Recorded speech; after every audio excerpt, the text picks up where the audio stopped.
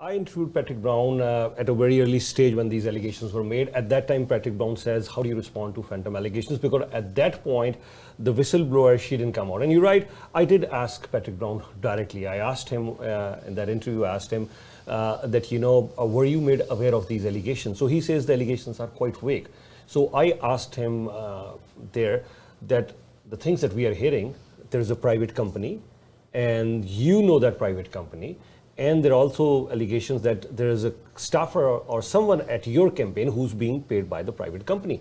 And we all know that that if you're getting paid by a private companies cannot pay for the campaign. So that is prohibited by Elections Canada. So is that the case? Is there any specific case we see over here? Is there any conflict of interest, any issue over here? So at that point, Patrick Brown, he claimed that no, there hasn't been anything like this. He hasn't been made of any specific allegations. And he also mentioned during my interview that he has 1,800 volunteers. Now, how do you check that allegation?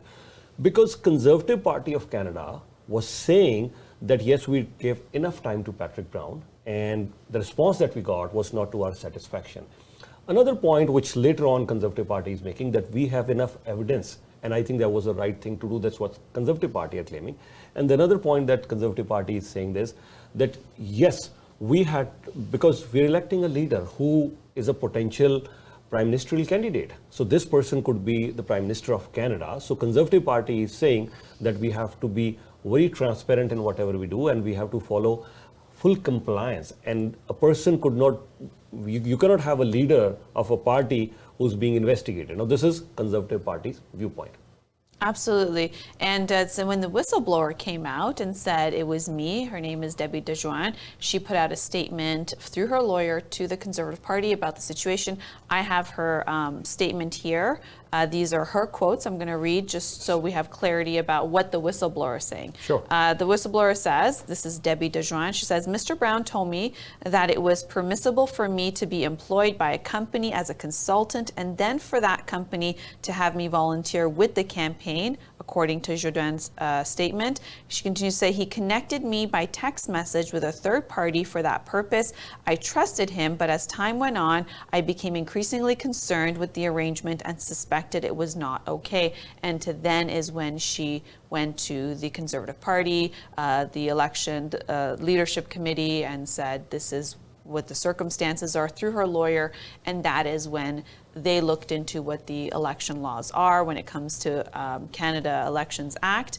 And in the act, it's a corporation cannot donate to a political party or a campaign. It's only a private citizen, meaning from a private account, not from your corporate account. And that is a clear violation of the rule. But Patrick Brown's campaign then put out a statement through his spokesperson on their Twitter showing the statement of the back and forth conversation the campaign had with the leadership committee, LEOC, on this specific issue. And this was just July 1st, a few days before the disqualification letter came through. That was on July 5th.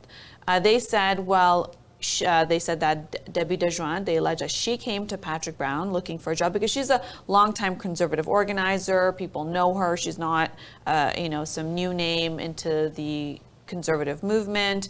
And she's also known to be Patrick Brown, supporter for a very long time. She was a supporter of him when he was running for leadership for the Ontario PCs back in 2015. So her name is well known in these groups. So in this statement that his spokesperson, Patrick Brown's campaign spokesperson put out, is that they said that Debbie DeJoan allegedly came to his campaign asking for a job, to which Patrick Brown then referred her to a friend of his for a job, and thought that now she's employed and any time she's spending on the campaign is outside of her work hours as a volunteer, not saying, I didn't know she was being compensated to work for the campaign through the corporation.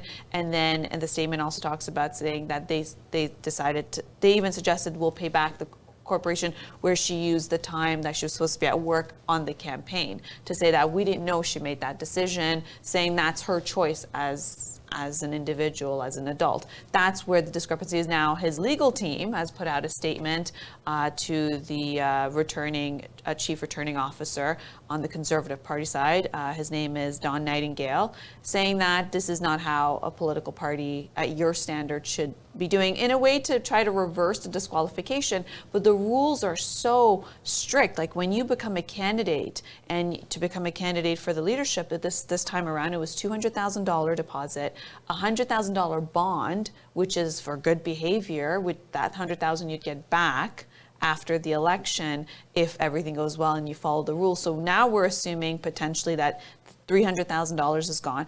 And throughout all that, you're signing, when you sign the application forms, because it's a big application form, you're saying you're not going to go to court, because at the end of the day, the Conservative Party is a private club. You are watching Channel Y. Channel Y, a South Asian Canadian channel.